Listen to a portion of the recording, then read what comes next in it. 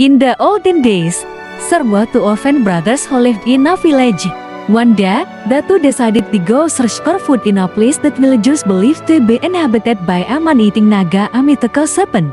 On their first day there, while they were fishing, they heard strange sounds from the water.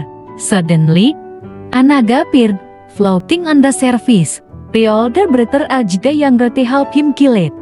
But the younger brother admitted that he didn't have the ability to do so. So, the elder tried to kill the naga alone, but it didn't die. Seeing that they couldn't kill it, the two returned to report the matter to the king. The king then issued a proclamation. If anyone is brave enough to kill the naga, he will give him my daughter's hand in marriage. The next day, the two brothers went back to the same place. This time, the naga emerged again. Both brothers attacked it with machetes, but it still didn't die. The younger brother then used a special machete and struck the naga once. And it immediately split into 7 pieces and he died. The elder brother rushed back to inform the king and the villagers. The king was overjoyed and he decided to go see for himself. Meanwhile, the younger brother stayed behind, sitting on a tree to keep watch. While up in the tree, he saw a ghost come to revive the dead naga using leaves from the very tree who was sitting on. The ghost placed the leaves on the naga's body, burned some incense, chanted a spell, and miraculously, the naga's severed parts rejoined. And it came back to life before returning to the water. When the elder brother, the king, and the villagers arrived at the scene, they saw nothing.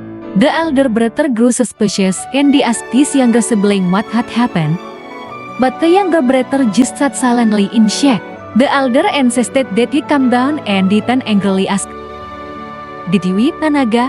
The younger replied, "No more, he didn't." A ghost came and he revived it. The elder brother did not believe him and he shouted, "I don't believe you. I'm going to kill you." He then took his machete and he struck his younger brother until he lost consciousness. Afterward, the elder returned to the village with the king and the villagers. Coincidentally, that very day, the king's daughter, Nengla, died during childbirth. After 3 days, her body was taken into the forest to be buried.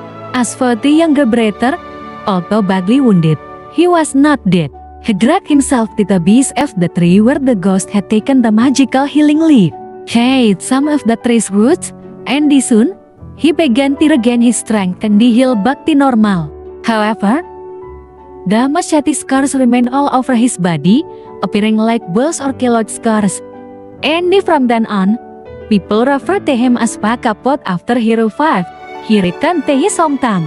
On their way, as he passed through a dense forest near the place where people are newly buried, Tau Kaput turned toward the burial site.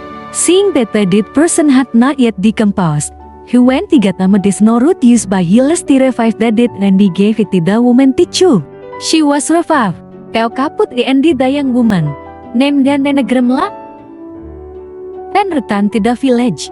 When they arrived at her house, her father, the nobleman, was shocked to see his daughter alive again, especially since she had already been declared dead. He was overjoyed and he asked what had happened. The daughter replied, "If you want to know who healed me and he brought me back to life, then organize a public challenge. Build a staircase in front of the house and let everyone try to walk up. Whoever steps on the first step and causes it to break is the one who revived me."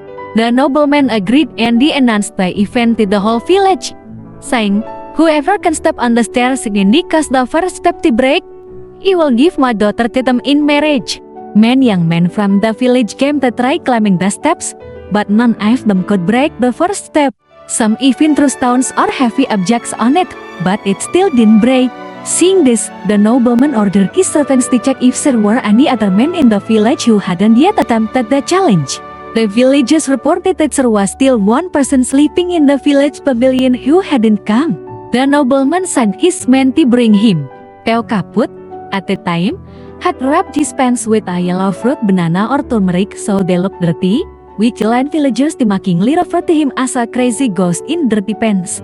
When the man came to summon him, he didn't want to go, but the nobleman's men insisted, saying, "You must come now." Eventually, Tau Kaput agreed.